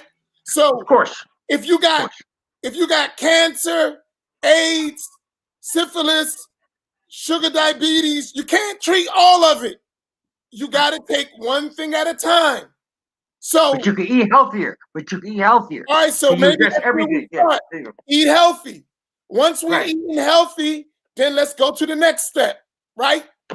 So that's what I'm trying to say. I got it. We got a bunch of problems, right? But we can't solve them all. We don't even have the money to solve them all. We don't even have the money. People give money. I see, alhamdulillah. So it must be working. But right now, I'll give you an example. We don't even have enough money. We don't even have enough money, right? Check this out, to give you a salary. So that means you got to work. I got to work. Naeem got to work. Faheem got to work. Everybody got to work. So no one's working on our problems. Everybody's working on their individual problems. So we need a lot of money. So that's one aspect of it, right? Our kids, whatchamacallit, Abdullah Ali mentioned we don't got no youth. Well, if you ain't willing to spend no money, you're not going to reach no youth. The youth are about what have you done and what can you do. If you broke, they're not talking to you. They watching Jay-Z and 50 Cent and all them other rappers and TV. So it's about money. I knew it then, right? Yeah, if you ain't got no money, you shot. So what I'm saying is one step at a time, right? That's all we asking. And I'm asking everyone, please, right? Don't take it personal. Imam Luqman is Imam Luqman. Imam Amin is Imam Amin. Imam Naeem is Imam Naeem. Imam Faheem is Imam Faheem. And you, all of you, we got. We got to work together. We got to work through our differences. We got to work through our hardship. And let me explain something to you. We're just one aspect of the big puzzle. There are other imams and groups formulating, trying to do something. There's going to be a time where we all going to have to pull our efforts together, work together, support one another. But if no one is organized, we're not going to be able to do it. So we elected some leadership and Amir, which is Sunnah. No one disagrees with that. All right, let's work together to make our mission successful. It's going to be difficult. It's going to be hard. We're going to disagree. We're going to fight. Fine. Let's finish the fight. Keep moving forward. Can we agree on that? Yeah, I was going to say one thing. People talk about us. I'm telling you something, man. A lot of people probably have never been at a political meeting, electoral meeting, a campaign meeting. You think we arguing? This ain't nothing. People, we went to a campaign meeting. One of Biden's, one of the down. I can't, because in order for stuff to really happen, people have to duke it out, man. And then, so we have to look at some things like, whether or not we have the stomach. Some of us how can we help people develop having the stomach to move forward as a ummah? A lot of people are very naive. They can't take any kind of friction whatsoever. They can't take it, and that's one of the things that the Prophet ﷺ was trained in the Sahaba through the revelation and through having subsequent tasks that they had to perform. Is that over a period of time, they developed a civilization of people that knew how to withstand hardship and to move on despite that. They tried to kill the prophet. They tried to assassinate him. And he had to sneak out of Khadijah's. Him and Abu Bakr had to sneak out of Khadijah's house out the back door and go to Yemen to get around to go to Medina. They had a bounty. They had a bounty on him. 100 camels. I'm just saying. So if you look in the Sunnah, you'll see in the history of Islam, you will see tension among Sahaba. You'll see arguments between Abu Bakr and Umar. You'll see argument with Ibn Mas'ud and Umar as Khalifa. That stuff is common, but that's what you need to get done. That's like I said in the beginning. This is not for the faint of heart. It's just simply not for the faint of heart. So if you don't have the heart to it, just sit down, donate. Just do what you can. But everybody can't jump up and this and that. You're not really gonna be here tomorrow, man. We see it. All right, so we're gonna be patient with each other. And I ask all of y'all, and Imam Luqman, you gotta lighten up sometimes. I know you got your personality, but you gotta lighten up. Sometimes. The money. Back in the day, you would have been doing all that talking. We'd put you in the trunk. Or might get put in the trunk. I was putting dudes in the trunk when you was still. I was putting them in the trunk for real.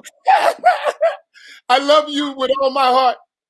You help me deal with my nuffs all the time. Hey, but listen, to be honest, you got back up off me though, man. I ain't really trying to hear all that. You're right. You my man. Back up off me, man. That's right. You got back up off, man. And I'll be cool, man. You can't come at me like that, man, because I'm coming right back, man. I'm older than you, baby. I was born for a long time, home. Hey, okay, let go. They say you remind them of Dad from Fridays. They do. Okay. Hey, Imam Luqman, believe me, I believe, my honest opinion, you are a key element for our success. If we learn to work with and respect our elders, empower our youth, we're going to be successful. That takes work, though. I believe it. Go ahead, Imam. Now we got to close out. You're going to close us out with dua, Imam Luqman. So let Imam Faheem last 1 minute. Imam Luqman close us out. I have nothing else to say. I just wanted to mention, a lot of times people talk about, why don't you get this imam or that imam on there? Those of you who've been with us for a while, you basically know what we're about and where we're trying to go. If you have an imam in your locale, talk to him. Connect them with Imam Amin, and maybe we can make it happen. 9 times out of 10, one of us already know him already. Just, make the connection, but don't try to get somebody that, we know it's going to be beef from the door. It's going to be some drama. You know where we're trying to go, and we're not going to be having this conversation all the time, why I got to be a black imam's roundtable. If we still on that page, don't call him. Talk to him first. Get him on the same page. Inshallah. That's all I want to say. Imam Faheem. Man, we got plenty of rap reserved for next week, man. Let's get the money up. How much we took in? Let me look. 375. 375. There's no reason why we don't hit this goal next week or more than every week. Just keep going. The ideas will come, the talking will come, the disagreement will come, the dislikes will come, and Allah is going to send us what we need. Just have trust. Have trust. Put your $10 up. Don't worry about what bank is going in. We ain't gonna put in no bank till you put your $10 up. How about that? Come on, man. Let's go. It's time wasting. Let's stop playing, man.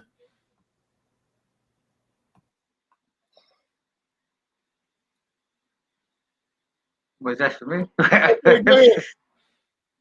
Go ahead, Imam. Okay, Close us out. Or your last I'm going to close out, but I just want to qualify my statements that, listen, just so everybody's clear, man, I'm going to say what I got to say, man. Simple as that. I'm going to say what I got to say, and that's it, man. That's it. I'm not, so that's me. As long as we understand that, I respect anything anybody got to say, any of you brothers got to say. I listen, I respect you. We have conversations offline, man. But for real, man, I'm going to say what I got to say, man. That's all. I'm going to do that. Before we do a blanket party on you. So, huh? What you say? Before we do a blanket party on you, man. Hey, come on, boy. Yeah, that's right. Come on, man. Yeah. Man, listen, I got nephews. Hey, man, I got nephews. You know where you live, boy. Send them across the bridge. Send them across the bridge. Send them across. They might be already across the bridge right now. They go back limping. They come walking. They going back limping. I don't know, baby. I don't know, baby. Look, we knock it off. Ask about Camden. Close us out. Come on, we gotta go. Hey, all right, that's what I used to carry them. Remember, ربنا لا تزغ قلوبنا بعد إذ هديتنا وهب لنا من لدنك رحمة إنك أنت الوهاب. ربنا اغفر للمسلمين والمسلمات والمؤمنين والمؤمنات الأحياء منا والأموات وألف بين قلوبنا واجعل في قلوبنا الإيمان والحكمة برحمتك يا أرحم الراحمين. ونصلي ونسلم ونبارك على سيدنا وحبيبنا محمد وعلى آله وصحبه وسلم. سبحان ربك رب العزة عما يصفون وسلام على المرسلين والحمد لله رب العالمين. الفاتحة. الفاتحة.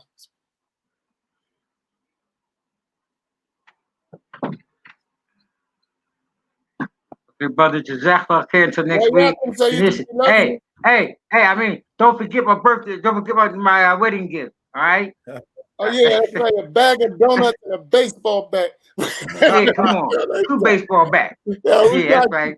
All right, and don't some more shells. We gotta get Imam Luqman a wedding gift because inshallah the wife is going to calm him down. So we gotta support the effort. Look, he didn't eat. He didn't have no children. Progress. So you can criticize, but recognize no food, no children. See what a good wife would do? May Allah, she got everything covered. Barakallah. I've been had dinner. Amin. MashaAllah. Assalamu alaikum wa rahmatullah. We'll see y'all next week. Alaikum salam wa rahmatullahi wa barakatuh. Wa alaikum salam wa rahmatullahi wa barakatuh.